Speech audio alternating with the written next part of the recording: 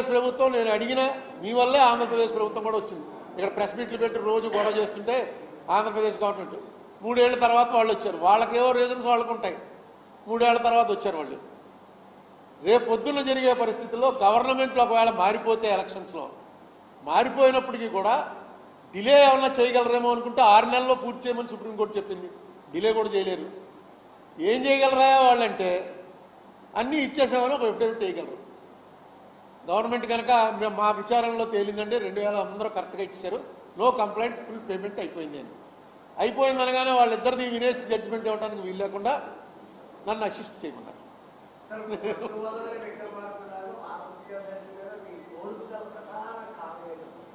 ప్రధాన కారణం అండి, నేను ఒక మధ్యతరగతి వాడిని, మీరందరూ అలాగో నేను అలా వాడిని.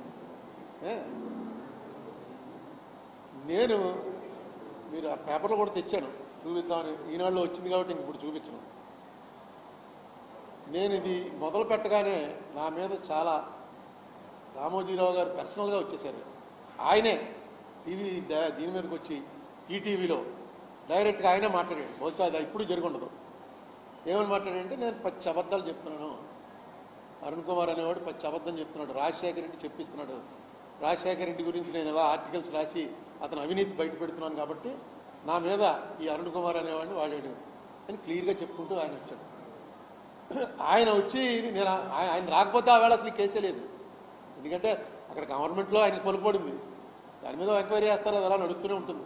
అది వెళ్ళిపోయిన తర్వాత మళ్ళీ బీజేపీ వచ్చింది. బీజేపీ అయితే ఆయనకి పద్మవిభూషణే ఇచ్చింది, అంత పలుకుపడింది. కానీ ఎప్పుడైతే ఆయన డైరెక్ట్గా వచ్చాడో నాలాంటి వాడికి ఎలా ఉంటుందంటే, ఇదేంటి మనం అబద్ధం చెప్పడం ఏంటి, యాజ్ పర్ ఏదైతే ఇది ఉందో రూల్ ఉందో రూల్ చెప్పాం అని చెప్పి అక్కడి నుంచి స్టార్ట్ అయింది. తర్వాత ఆయన ఏం చేశారంటే, నా మీద ఒక 50 లక్షల రూపాయలకి ఒక డెఫమేషన్ ఇప్పుడు కూడా ఉంది అట్లా. అంటే అది డైరెక్ట్గా మనం చేసిన దానికి వాళ్ళకి కాంపెన్సేట్ చేయాలి అని ఒక 50 లక్షలు చేశారు. అది కోర్టులో పెండింగ్లో ఉంది. శైలజాకరణ్ గారు అన్నారు, అందరూ ఇంకా వీళ్ళు వాళ్ళనే ఉంది. అయితే నేను అనేది ఏంటంటే, వాళ్ళ వ్యాపారానికి దెబ్బతిన్నప్పుడు వాళ్ళకి ఇరిటేషన్ వచ్చి ఎవడరా వీడు ఆఫ్టర్ ఆల్ గడ్ అని ఉంటారు. నిజంగా వాళ్ళతో కంపేర్ చేస్తే 1000 కోట్లు వాళ్ళను, నేను ఆఫ్టర్ ఆల్ కింద వాళ్ళకి కనిపించుంటాను. అదే తప్పులేదు, నేనే దాని గురించే ఫీల్ అవట్లే. నేను మాట్లాడింది అబద్ధం అని చెప్పడమే కాకుండా నా చేత ఒక 50 లక్షల రూపాయలు కట్టించాలని ఎప్పుడైతే వేశారో అది ఎందుకో ఎవరికి కూడా పెద్ద వార్తల్లోకి రాలేదు. కారణం ఏంటంటే, రామోజీరావు గారు లాంటి వాడిని అలా చూస్తే వాడి కళ్ళు పేలిపోవాలి, వాటికి ఇంకా పేలలేదేంటనే జనం అనుకున్నారు. కానీ 50 లక్షలు ఏంటంటే అసలు మొత్తం వాడిని గొడ్లోడు తీసి రోడ్డు మీద నడిపించాలి, రామోజీరావుని అలా అంటారా? నేను నిజంగా రామోజీరావు గారిని ఏం అనలేదు. మీరు కావాలంటే పాతవి ఒకసారి తీసి చూడండి. ఇది వైలేషను. ఫస్ట్ ప్రెస్ మీట్లో క్లియర్గా చెప్పాను, ఏమనంటే ఇది నిజం కాకూడదని కోరుకుంటున్నా, నేను చేసిన ఆరోపణ నిజం కాకూడదని కోరుకుంటున్నా. కారణం ఏంటంటే, రామోజీరావు గారి స్థాయి వ్యక్తే ఇలా చేస్తుంటే ఇక ఈ దేశంలో చట్టం నడుస్తుందా? ఆయన ఏంటి, ఆయన రెగ్యులర్ విజిల్ బ్లోయర్, ఆయన పేపరే ఒక విజిల్ బ్లోయర్. అందరు చేసేవి పట్టుకునేది ఆయన చేసేస్తుంటే ఎవడో ఏం చేయలేడంటే, దాని మీద ఆ రోజు సాయంకాలమే ఆయన టీవీలోకి వచ్చి చెప్పేశాడు నా మీద ఎలా చేస్తున్నారు. తర్వాత నేను మొత్తం ఇది చూపించి ఇన్కమ్ ట్యాక్స్ది, ఏమంటే మీకు ఇదిగో నష్టాల్లో నడుస్తున్నాయి మీ సంస్థలన్నీ, మీరు ఇచ్చిన ఇన్కమ్ ట్యాక్స్దే ఇది, మీరేమో 2600 కోట్లు బాకీ ఉన్నారు, మీ సంస్థలన్నీ కలిపితే 1800 కోట్లు నష్టం ఉంది, మరి ఇదేంటండి అని అడిగితే దానికి ఆయన ఏం చెప్పాడు, నష్టాల్లో నడవట్లేదు, మాకు అన్ని టెక్నికల్ లాసెస్ అన్నారు. టెక్నికల్ లాస్ ఏంటి, ఎప్పుడైనా విన్నామా మనం టెక్నికల్ లాస్ అని?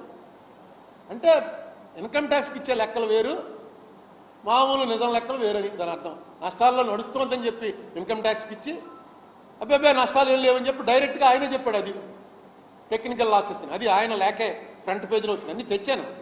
సరే ఇప్పుడు మీకు దీని తర్వాత మళ్ళీ ప్రెస్ మీట్, తర్వాత ప్రెస్ మీట్, ఎలక్షన్ టైం కదా, అవన్నీ పెడదాం. ఇవన్నీ కూడా ఇవాళ కోర్టు ముందు ఇన్నాళ్ళు మీ ముందు చెప్తూ వచ్చాను.